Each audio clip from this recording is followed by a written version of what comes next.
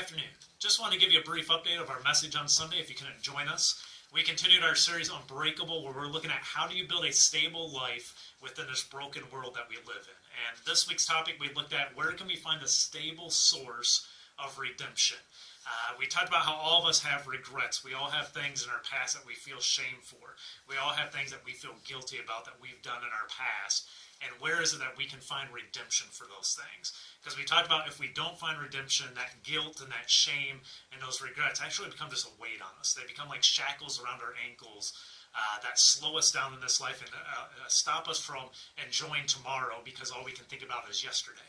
So we talked about how do we remove that. And thankfully there is an answer. There is a stable source of redemption in this world, and it's the grace of God.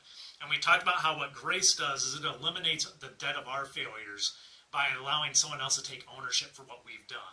And that ownership and the person who took ownership is Jesus Christ. And we talked about grace also goes beyond that, and it actually provides us freedom to start a new path in life unhindered by the regrets and the stuff that we have. So that's what grace does in our lives. And we talked about the big question then is, how do we receive that grace? And biblically, it makes it pretty clear how we receive grace in our lives. And the first thing we see is we have to believe Jesus is who he said he was. Because if he wasn't, there's no way he can provide us grace. There's no way he can provide us redemption.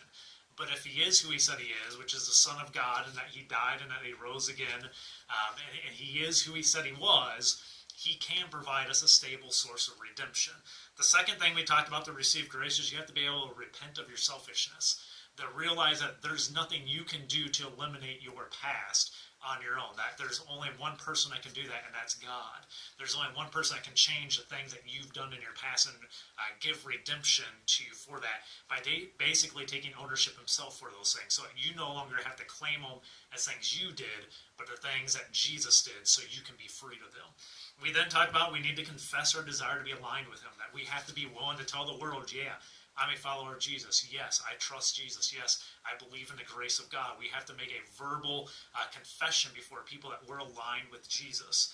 And then last of all, we talked about baptism, that we're called to be baptized. And the reason for that is there's spiritual significance to it, but there's also significance of the symbolic nature of it, which is baptism symbolizes being buried, and our old life being buried and rising out of the water and having a new life, a new path forward.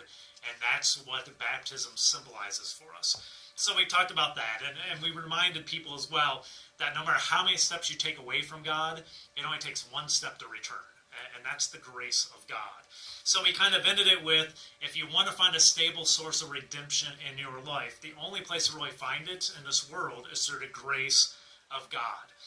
And we said, if you look at the world system, what the world system does, it always leaves you feeling guilty, and it always leaves you running away from God, because you never feel worthy. But the grace of God, that system of the grace of God, it actually leads you to run towards God because you want to receive his grace. This world solution always leaves the best of us condemned. But God's system takes the worst of us and it redeems us. So if you missed it, we're sorry that you missed us. We hope we can see you Sunday.